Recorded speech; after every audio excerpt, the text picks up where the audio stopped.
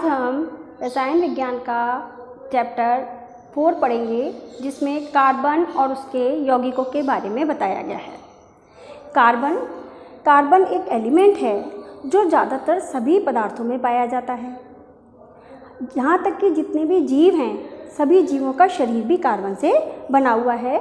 Even then उनकी मृत्यु के बाद, उनकी डेथ के बाद भी वो कार्बन हमारे एटमॉस्फेयर में बना रहता है।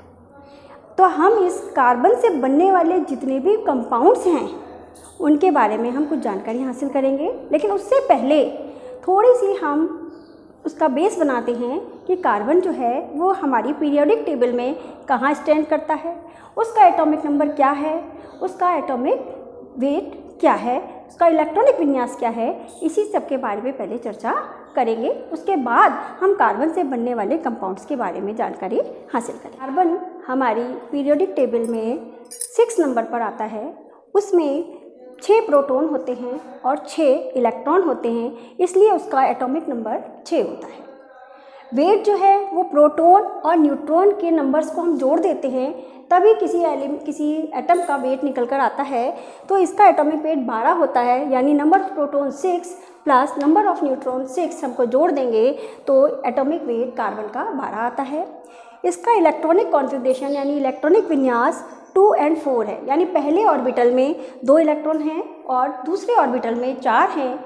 लेकिन हम जानते हैं जो फर्स्ट शेल है उसमें एक ही सब शेल होता है, दैट इज़ S, तो 1s2।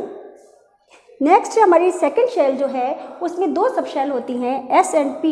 S में हमेशा 2 ही इलेक्ट्रॉन आते हैं, इसलिए हम लिखेंगे 2s2, और P में मैक्सिमम 6 इलेक्ट्रॉन आ सकते हैं और यहाँ पर केवल 2 ही इलेक्ट्रॉन बच रहे हैं, तो वो P में चले जाएंगे। इस प्रकार 2p2। तो इसका इलेक्ट्रॉनिक कॉन्फ़िगरेशन हुआ 1s2, 2s2, 2p2। इसके आउटर मोस्ट शेल में 4 ही इलेक्ट्रॉन हैं। अब 4 इलेक्ट्रॉन हैं, इसको अपना ऑक्टेट कंप्लीट करने के लिए 8 इलेक्ट्रॉन चाहिए। ये ना तो 4 इलेक्ट्रॉन लूज़ कर सकता है, ना ही 4 गेन कर सकता है, इसलिए ये 4 इलेक्ट्रॉनों को शेयर करता है। शेयर करने के लिए जो दूसरे एलिमेंट के एटम्स हैं उसमें हाइड्रोजन है, क्लोरीन है, ऑक्सीजन है, इवन देन कार्बन से भी इलेक्ट्रॉन की शेयरिंग करता है, और शेयरिंग करके जो वो बॉन्ड बनाता है उसे हम कोवेलेंट बॉन्ड कहते हैं। इसलिए कार्बन के अधिकतर कंपाउंड कोवेलेंट कंपाउंड्स कहलाते हैं। जैसा कि हमने देखा कि कार्बन के आउटर मोस्ट में 4 इलेक्ट्रॉन्स होते हैं। अगर हम इसका स्ट्रक्चर बनाएं तो ये इसका न्यूक्लियस है, ये इसका फर्स्ट ऑर्बिटल है, और ये इसका सेकंड ऑर्बिटल है, और इस ऑर्बिटल में इसके पास 4 इलेक्ट्रॉन हैं। हम जैसे जानते हैं कि कार्बन जो है वो कोवेलेंट कंपाउंड बनाता है, यानी वो दूसरे इलेक्ट्रॉन के साथ शेयर करता है। कोवेलेंट बॉन्ड तभी बनता है जब इलेक्ट्रॉन्स जो हैं वो शेयर होते हैं। अगर मान लीजिए 2 इलेक्ट्रॉनों का पेयर शेयर हो रहा है 2 एटम्स के बीच में, तो उनके बीच बनने वाला बॉन्ड जो होता है उसे हम सिंगल बॉन्ड कहते हैं। क्या कहते हैं? Single bond. अगर 2 इलेक्ट्रॉनों का शेयर होगा 2 एटम्स के बीच में, तो उसे हम डबल बॉन्ड कहेंगे। और अगर 3 इलेक्ट्रॉन्स का शेयरिंग होती है तो उनके बीच बनने वाला बॉन्ड जो है वो ट्रिपल बॉन्ड कहलाता है। ठीक है, तो कार्बन जो है वो कार्बन से जुड़कर सिंगल बॉन्ड भी बना सकता है, डबल बॉन्ड भी बना सकता है, और ट्रिपल बॉन्ड भी बना सकता है। यही कार्बन की सबसे अच्छी, सबसे ज़्यादा जो है हम कह सकते हैं बहुत विशेषता है, जो और कंपाउंड और एलिमेंट्स में देखने को कम मिलती है। तो कार्बन से भी जुड़ता है। कार्बन दूसरे एलिमेंट्स के एटम से भी इस तरह के बॉन्ड्स बना लेता है। हम बात करते हैं हाइड्रोकार्बन्स की। जैसा कि आपको नाम से ही दिख रहा है हाइड्रोकार्बन, यानी कार्बन जब हाइड्रोजन के साथ मिलकर कंपाउंड्स बनाता है तो वो हम उन सारे कंपाउंड्स को हाइड्रोकार्बन्स कहते हैं। कार्बन से बनने वाले जितने भी कंपाउंड्स हैं उन्हें हम ऑर्गेनिक कंपाउंड्स कहते हैं। अब कार्बन जब हाइड्रोजन से जुड़ता है, हम जानते हैं हाइड्रोजन के भी आउटर मोस्ट में एक ही इलेक्ट्रॉन होता है, और एक इलेक्ट्रॉन के होने के कारण वो एक ही इलेक्ट्रॉन का शेयरिंग कर पाता है। अब हम देखते हैं, ये कार्बन है, हमने बताया इसकी वैलेंसी 4 होती है, तो ये इसकी 4 वैलेंसी हो गई। इसके दोनों सिरों पर हम इलेक्ट्रॉन्स लगा सकते हैं। ये देखिए, ये कार्बन के इलेक्ट्रॉन्स हो गए। अगर ये हाइड्रोजन के साथ शेयर करता है तो इसमें 4 हाइड्रोजन के एटम वो लगेंगे, क्योंकि 4 हाइड्रोजन जो हैं वो अपने अपने इलेक्ट्रॉन शेयर करके सिंगल बॉन्ड बनाते हैं। ये देखिए, C और इस H के बीच में एक इलेक्ट्रॉन का पेयर शेयर हो रहा है और इनके बीच एक सिंगल बॉन्ड बना। इसी प्रकार यहाँ बना और यहाँ बना, यानी कार्बन की 4 वैलेंसी को सेटिस्फाइड करने के लिए 4 हाइड्रोजन एटम लगे हुए हैं। 4 हाइड्रोजन एटम उसकी वैलेंसीज को सेटिस्फाई कर रहे हैं। इस प्रकार इसका फॉर्मूला बनेगा CH4। नेक्स्ट अगर हम देखें, इसी प्रकार मान लीजिए 2 कार्बन है वो आपस में सिंगल बॉन्ड से जुड़े हुए हैं। तो ये देखिए, ये इलेक्ट्रॉन्स का शेयरिंग हो गया और यहाँ पर ये इसके 3 वैलेंसी जो है वो खाली हैं। यहाँ पर हम हाइड्रोजन को लगा सकते हैं। हाइड्रोजन यहाँ पर शेयरिंग करता है अपने इलेक्ट्रॉन्स की, तो हमारे पास ये कंपाउंड जो बनता है C2H6। सभी क्या है, कार्बन कार्बन के बीच क्या है, सिंगल बॉन्ड है। अगर मान लीजिए कार्बन कार्बन के बीच में डबल बॉन्ड है, यानी वो 2 इलेक्ट्रॉन्स की शेयरिंग कर रहा है, कार्बन और कार्बन के बीच में ये देखिए ये 2 इलेक्ट्रॉन की शेयरिंग हो रही है, तो कार्बन कार्बन के बीच डबल बॉन्ड हो गया। अब इसकी 2 वैलेंसी वैकेंट है और इन दोनों वैलेंसीज को अगर हाइड्रोजन जो है वो सेटिस्फाइड कर रहा है तो हमारा फॉर्मूला बनेगा C2H2। इस प्रकार हम देख रहे हैं कि कार्बन कार्बन से सिंगल बॉन्ड के लिए भी शेयरिंग करता है, यानी एक पेयर ऑफ इलेक्ट्रॉन शेयर करता है। 2 इलेक्ट्रॉन पेयर शेयर करता है तो डबल बॉन्ड बनेगा। इसी प्रकार अगर 3 पेयर इलेक्ट्रॉन्स का शेयरिंग करेगा तो वो ट्रिपल बॉन्ड बनेगा। इसी के आधार पर सिंगल बॉन्ड, डबल बॉन्ड और ट्रिपल बॉन्ड के आधार पर ही हाइड्रोकार्बन्स को 3 भागों में बांटा गया है। जैसा कि हमने बताया कि हाइड्रोजन और कार्बन से मिलकर जितने भी कंपाउंड्स बनते हैं उन्हें हम हाइड्रोकार्बन्स कहते हैं। कार्बन कार्बन के बीच जब सिंगल बॉन्ड बनता है तो उन हाइड्रोकार्बन्स को हम एल्केन कहते हैं। कार्बन कार्बन के बीच जब डबल बॉन्ड होता है तब हम उसे एल्कीन कहते हैं, और कार्बन कार्बन के बीच जब ट्रिपल बॉन्ड होता है तो उन्हें हम एल्काइंस कहते हैं। एल्केन्स जो हैं उन्हें हम सैचुरेटेड हाइड्रोकार्बन्स कहते हैं, क्योंकि आगे इनके सिंगल बॉन्ड को तोड़ने के लिए हमें काफ़ी एनर्जी की ज़रूरत होती है। इनको हम पैराफिन्स भी कहते हैं। इस एल्केन में कार्बन में जो हम नाम लिखते हैं उसके लिए हम सबसे पहले नंबर ऑफ़ कार्बन चेन जो देखते हैं उसमें देखते हैं कितने कार्बन की चेन है, उसी के आधार पर उसका प्रीफिक्स जो है वो लगाया जाता है, और सफिक्स के लिए हम एन लगाते हैं। जो एन है वो हमें ये बताता है कि कंपाउंड में सिंगल बॉन्ड है। इसको फार्मूला निकालने के लिए कि भाई कितने कार्बन वाली चेन है तो उसमें हम फार्मूला यूज़ करते हैं CnH2n+2।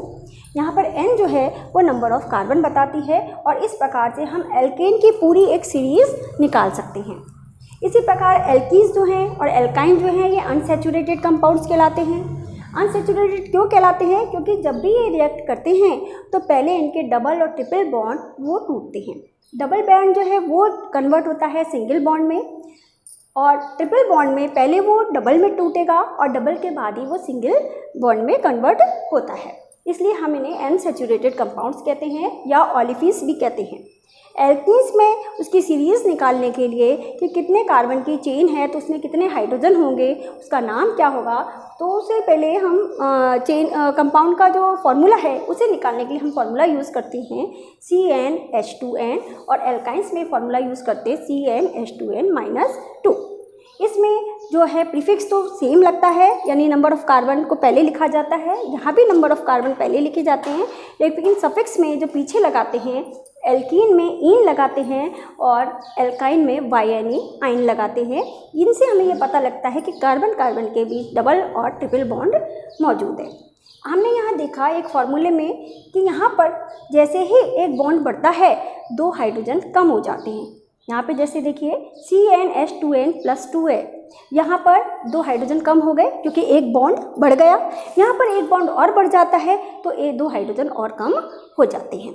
अब हम इनकी ये देखेंगे कि नंबर ऑफ़ कार्बन चेन देखने के लिए उनको हम किस तरह से प्रीफिक्स का यूज़ करते हैं। सैचुरेटेड कंपाउंड्स के फार्मूले निकालने के लिए हम ये फार्मूला जो यूज़ करते हैं CnH2n+2, एल्कीन के लिए यूज़ करते हैं CnH2n, और एल्काइन के लिए यूज़ करते हैं CnH2n-2। आप यहाँ देख रहे होंगे कि हर जैसे ही एक बॉन्ड बढ़ता है वैसे ही 2 हाइड्रोजन कम हो जाते हैं। ये देखिए यहाँ पे +2 है, जैसे ही हम एल्कीन में गए यहाँ डबल बॉन्ड आ गया तो 2 हाइड्रोजन कम हो गए, और यहाँ ट्रिपल बॉन्ड आया तो 2 हाइड्रोजन और कम हो गए। अब हम एल्केन, एल्कीन और एल्काइन की सीरीज़ बनाएंगे कि किस तरह से हम कंपाउंड के नाम लिखते हैं। हाइड्रोकार्बन में सबसे पहले हम एल्केन श्रेणी में जाते हैं। एल्केन हो, एल्कीन हो या एल्काइन हो, सभी में हमें सबसे पहले नंबर ऑफ कार्बन की चेन ढूंढनी पड़ती है। तो उस चेन के लिए उसमें कितने कार्बन है उस चेन में, उसके लिए हम प्रीफिक्स जो यूज़ करते हैं वो इस तरह से यूज़ करते हैं। अगर 1 कार्बन है तो मेथ शब्द यूज़ करेंगे, 2 है तो एथ, 3 के लिए प्रोप, 4 के लिए ब्यूट, 5 के लिए पेंट, 6 के लिए हेक्स, 7 के लिए हेप्ट, 8 के लिए ऑक्ट, 9 के लिए नॉन और 10 के लिए डेक। अब अगर कार्बन कार्बन के बीच में सिंगल बॉन्ड है तो हम जो है अनुलग्न यानी सफिक्स जो है वो क्या लगाते हैं, एन। क्या लगाते हैं, एन। एन शब्द किसके लिए लगाएंगे हम, एल्केन के लिए। तो मान लीजिए हमारे पास एक ही कार्बन है, तो एक ही कार्बन है, उसकी चारों वैलेंसी हाइड्रोजन से सेटिस्फाइड हैं, ये देखिए। तो हम एक कार्बन की चेन है इसलिए हम यूज़ करेंगे मेथ प्लस एन। तो हमारा कंपाउंड का नाम बन जाएगा मेथेन। क्या बन जाएगा, मेथेन। इसी प्रकार अगर 2 कार्बन की चेन है तो 2 कार्बन चेन में दोनों कार्बन सिंगल बॉन्ड से जुड़े हैं इसलिए हम पीछे तो एन लगाएंगे और 2 कार्बन के लिए हम क्या वर्ड यूज़ करते हैं, एथ। तो हम लिखेंगे एथ प्लस एन गिव्स एथेन। इस प्रकार हम देख रहे हैं। इसी प्रकार नेक्स्ट भी बना सकते हैं। मान लीजिए 4 कार्बन की चेन है तो आप 4 कार्बन बना लीजिए, 1 2 3 और ये 4। इनको सभी को आप सभी अगर जो वैलेंसी वेकेंट है वहाँ हाइड्रोजन लगा देंगे। तो 4 कार्बन की चेन है तो उसके लिए हम ब्यूट, और चूँकि सभी सिंगल बॉन्ड से जुड़े हुए हैं तो हम एन शब्द लगाएंगे तो ब्यूटेन हमारा कंपाउंड बन जाएगा। ये जो हम कंपाउंड बना रहे हैं इसको हम फॉर्मूले से भी सेटिस्फाइड कर सकते हैं। किस तरह से, हमारा फॉर्मूला है CnH2n+2। अगर हमें मान लीजिए दिया है कि 4 कार्बन वाला एल्केन है तो बताइए उसमें हाइड्रोजन कितने होंगे। तो हम यहाँ पर तुरंत n की जगह 4 लगाएंगे, C4H, यहाँ पे n लगाएंगे तो 4 दूनी 8 + 2 10, यानी C4H10, यानी ये ब्यूटेन है। ब्यूटेन में 4 कार्बन हैं और 10 हाइड्रोजन होंगे। जब हम इसका स्ट्रक्चर बनाते हैं तो ये स्ट्रक्चर इस तरह से बनकर आता है। और ये देखिए यहाँ पे 4 कार्बन हैं तो हाइड्रोजन कितने होंगे, 10। 1 2 3 4 5 6 7 8 9 10। इसका मतलब है कि हम जो ये हमारा जनरल फॉर्मूला है इसी के आधार पर हम पूरी सीरीज़ को बना सकते हैं। इस तरह से फॉर्मूले लिखने को हम इसका एटॉमिक फार्मूला कहते हैं। जबकि जब हम इस तरह से पूरी वैलेंसीज को खोल कर दिखाते हैं तो ये स्ट्रक्चरल या संरचनात्मक सूत्र कहलाता है। अब हम एल्कीन सीरीज़ को देखते हैं। एल्कीन सीरीज़ में पहला कंपाउंड हमेशा 2 कार्बन से ही शुरू होता है क्योंकि उसमें कार्बन कार्बन के बीच डबल बॉन्ड होना चाहिए। अगर सिंगल कार्बन है तो उसमें दूसरा कार्बन है ही नहीं तो डबल बॉन्ड वहाँ आ ही नहीं सकता। तो पहला जो एल्कीन का पहला कंपाउंड है वो C को हमने प्रदर्शित किया। 2 कार्बन वाला सदस्य है तो 2 के लिए हम यूज़ करते हैं एथ, और चूंकि डबल बॉन्ड है तो पीछे हम क्या लगाएंगे, इन प्लस इन। तो हमारा इसका नाम बन जाएगा एथीन। क्या नाम बन जाएगा, एथीन। इसी प्रकार देखिए इस कंपाउंड में कार्बन की चेन में 3 कार्बन है लेकिन 2 कार्बन, कोई से भी 2 कार्बन के बीच में डबल बॉन्ड है। तो डबल बॉन्ड के लिए पीछे क्या लगाएंगे बच्चों, इन। और चूंकि 3 कार्बन है तो 3 कार्बन के लिए हम क्या यूज़ करते हैं, प्रोप। तो हमारा ये कंपाउंड बनेगा प्रोपीन। क्या बनेगा, प्रोपीन। इसी तरह से ये 4 कार्बन वाली चेन है, इसमें डबल बॉन्ड जो है किसी भी 2 कार्बन के बीच में मौजूद है तो नाम के पीछे इन लगाएंगे और प्रीफिक्स जो है वो इसका ब्यूट होगा। तो हमारे इस कंपाउंड का नाम हो जाएगा ब्यूटीन। अब बच्चों आप ये कह सकते हैं कि हम डबल बॉन्ड यहाँ क्यों लगाएं, हम डबल बॉन्ड बीच में भी लगा सकते हैं। ठीक है, आप डबल बॉन्ड को वहाँ लगा दीजिए। ये देखिए अब हमको इनकी वैलेंसी फिल करनी है तो आपको ये ध्यान रखना पड़ेगा किसी भी कार्बन की वैलेंसी 4 से ज़्यादा नहीं हो। तो ये देखिए इस कार्बन की एक वैलेंसी 2 3 4, इसके लिए 1 2 3 4, इसके लिए 1 2 3 4, इसके लिए 1 2 3 और 4। तो इस तरह से हम कार्बन की वैलेंसीज को फिल करते हैं और वहाँ पर हम चूँकि हाइड्रोकार्बन है तो वहाँ हम हाइड्रोजन लगा देते हैं। तो इसका नाम देखिए, ये भी ब्यूटीन है, ये भी क्या है, ब्यूटीन है। क्योंकि दो कार्बन के बीच में डबल बॉन्ड यहाँ पर मौजूद है। इसको हम इसके जनरल फॉर्मूले में फिट करके देखते हैं। अगर मान लीजिए आपको फॉर्मूला दिया है और उससे आपको स्ट्रक्चर बनाना है, मान लीजिए दिया है कि कार्बन की संख्या 4 है, तो बताइए उसका स्ट्रक्चर क्या होगा और उसका नाम क्या होगा। आप तुरंत फॉर्मूले में C की जगह N की जगह 4 रखिए, तो यहाँ पर कितने हो जाएंगे 8 कार्बन, यानी 4 कार्बन वाला कंपाउंड है तो हम उसे ब्यूट कहेंगे। जब हमने इसका स्ट्रक्चर देखा, स्ट्रक्चर हमारा इस तरह से बनकर आएगा, तो हाइड्रोजन की संख्या गिनिए 1 2 3 4 5 6 7 8, तो हाइड्रोजन 8 है। इससे हमें ये पता लगता है कि कार्बन कार्बन के बीच में डबल बॉन्ड है, इसलिए इसका नाम ब्यूटीन होगा। अब हम हाइड्रोकार्बन की तीसरी सीरीज के बारे में बात करते हैं, एल्काइंस। एल्काइंस में कार्बन कार्बन के बीच ट्रिपल बॉन्ड होता है और नाम के पीछे हम क्या लगाते हैं, आइन। यहाँ पे 2 कार्बन की चेन है, इसलिए एथ प्लस आइन दैट इज एथाइन। यहाँ पे 3 कार्बन की चेन है तो प्रो प्लस आइन प्रोपाइन। यहाँ पे 4 कार्बन की चेन है तो ये ब्यूटाइन। यहाँ भी 4 कार्बन की चेन है तो यहाँ हम ब्यूटाइन लिखेंगे।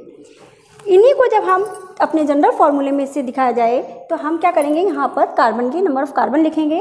तो हमने बताया कि जैसे ही हमारा एक बॉन्ड बढ़ता है 2 हाइड्रोजन कम हो जाते हैं। अगर कार्बन की संख्या 4 है तो यहाँ पर कार्बन कितने हो जाएंगे, 4 दूनी 8 में से 2 जाएंगे तो 6, यानी फॉर्मूला बनेगा C4H6। यहाँ पर देखिए 4 कार्बन हैं और हाइड्रोजन आप काउंट करेंगे तो 1 2 3 4 5 और 6। तो इस प्रकार से ये फॉर्मूला, इस फॉर्मूले से हम स्ट्रक्चरल फार्मूला बना सकते हैं और स्ट्रक्चरल फार्मूले से हम इस तरह का फार्मूला बना सकते हैं। ये फार्मूला हमारे इस फार्मूले में जो हमारे जनरल फार्मूला दिया हुआ है उसमें फिट बैठ जाता है। इस प्रकार हमने देखा कि हम एल्कीन और एल्काइन जो हमारे नॉर्मल हाइड्रोकार्बन्स हैं इनके बारे में जो हमारे नॉर्मल हाइड्रोकार्बन्स हैं इनकी हमने देखा कि किस तरह से हम इनका स्ट्रक्चरल फार्मूला बनाते हैं। स्ट्रक्चरल फार्मूला बनाने के लिए हमेशा बच्चों ध्यान रखें किसी भी कार्बन की वैलेंसी 4 से ज़्यादा नहीं होनी चाहिए। अब नेक्स्ट वीडियो में हम इनके कैरेक्टरिस्टिक्स पढ़ेंगे, इनकी रिएक्शंस पढ़ेंगे।